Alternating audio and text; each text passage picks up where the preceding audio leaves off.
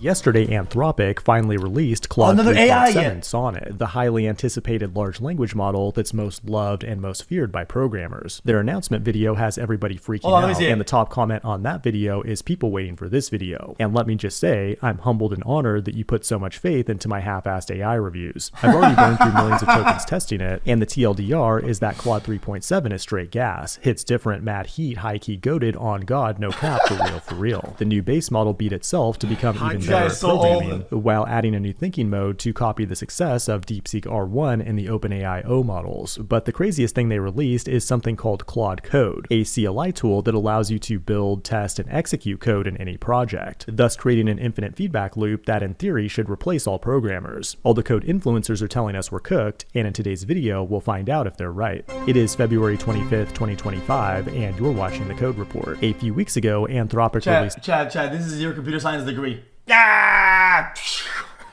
A paper that studied how AI affects the labor force. And what they found is that despite only making up 3.4% of the workforce, over 37% of the prompts are related to math and coding. And although it hasn't taken any human programmer jobs yet, it has taken Stack Overflow's job. Now, there's a lot of AI slopware out there, and it's hard to keep track of it all, but for web development, one of the better indicators is WebDev Arena. And Claude 3.5, the previous version, is already sitting on top of that leaderboard, but it was roughly tied with all of the other state-of-the-art models when it comes to the software engineering benchmark, which is human verified and based on real GitHub issues. What's crazy though is that the new 3.7 model absolutely crushed all the other models, including OpenAI O3 Mini High and DeepSeek, and is now capable of solving 70.3% of GitHub issues. That is if we're to believe the benchmark. And after trying out the Claude Code CLI, I might actually believe it. It's in research preview currently, but you can install the Claude CLI with NPM. Disclaimer though, it uses the Anthropic API directly, and Claude is not cheap, costing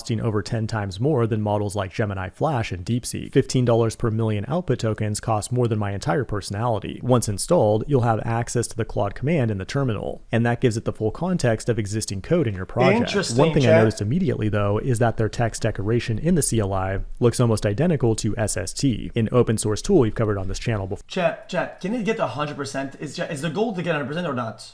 Chat, is it achievable to get 100% issues fixed? xQc. Let's on GitHub. You guys have a problem, chat? My code that breaks when I open it on a loop on some shit, breaks whatever after 10 minutes or something like that. And all the issues, 99%.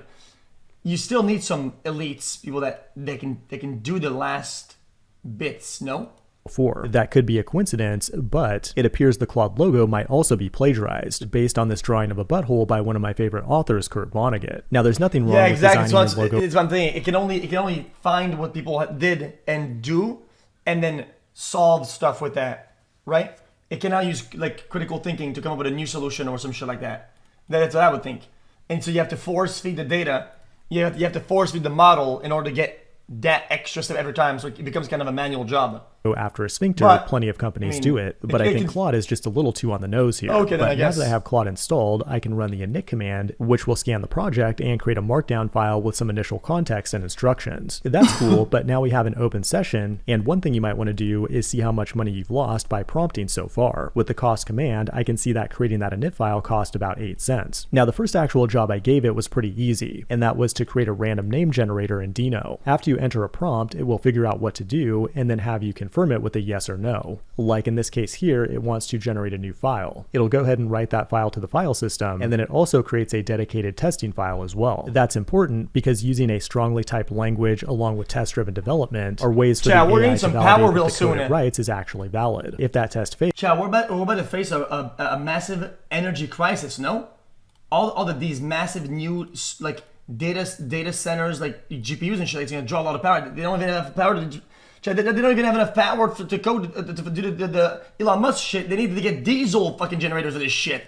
It can use the feedback to rewrite the business logic and continue going back and forth until it gets it right. And in this example, it wrote what I would consider perfect code. But now let's do something more challenging and have it build an actual visual front-end UI. But instead of React, we'll use Svelte. When I generated the config, you'll notice that it understands the tech stack is using TypeScript and Tailwind. And then I'll prompt it for a moderately complex front-end UI, an application that can access my microphone and visualize the waveform. After this initial prompt, I had to confirm like 20 different things. And as As you can see, it wrote a bunch of new components to my project. It took a lot longer than just prompting Claude in the web UI, but the end result was worth the wait. Here in the application, I can click through a waveform, frequency, and circular graphic that visualizes the sound of my voice. As a control, I had OpenAI O3 Mini High generate the same thing, and at first I got an error, which was easy to fix, but the end result looked like this. An embarrassing piece of crap compared to Claude.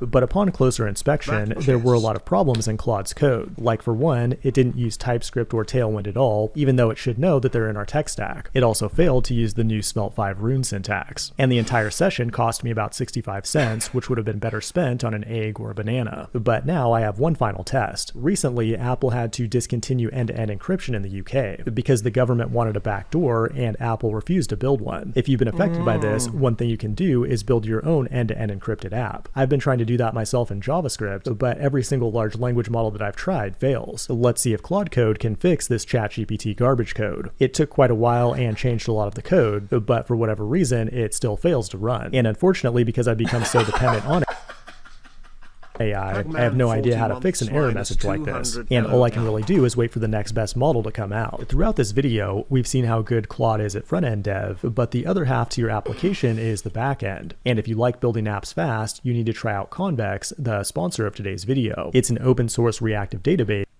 Anyway, that was interesting, chat. I like that. Don't care about this.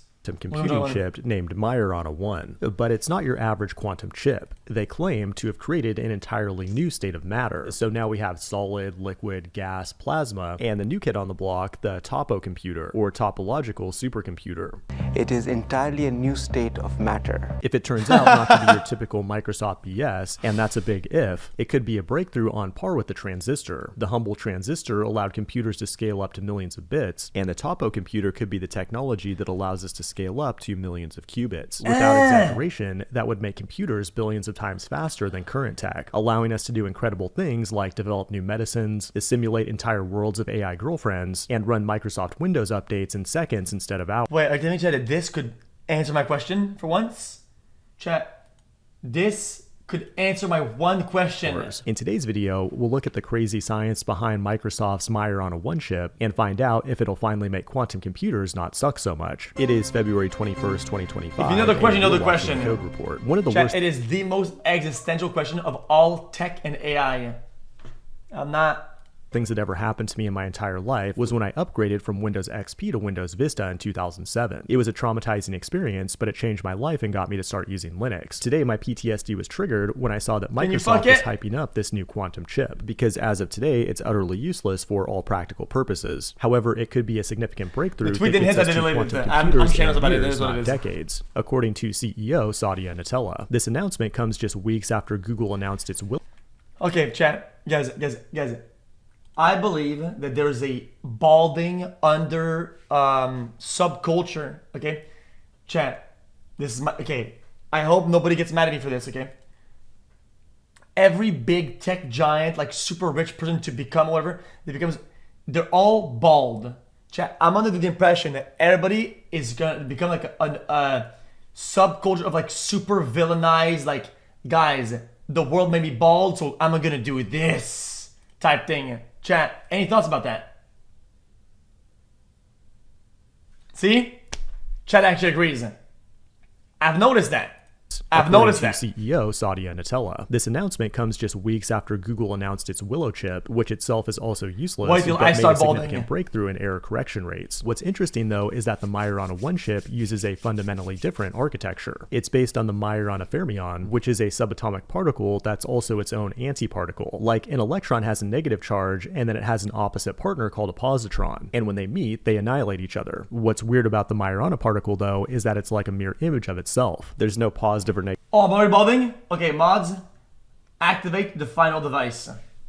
Side, and that makes it resistant to decoherence, which is where things get really weird. Quantum computers rely on quantum properties like superposition and entanglement. That allows qubits to represent the probability of multiple ones and zeros at the same time. But the problem is that qubits are extremely delicate and affected by their environment. Through a process called quantum decoherence, they gradually lose these cool properties and collapse to a regular classical state. It's like trying to get a choir to sing in perfect harmony in a war zone. That creates high error rates in quantum computers, and what's special about the Majorana fermion is that it's highly resistant to decoherence. This weird subatomic particle was first theorized in 1930.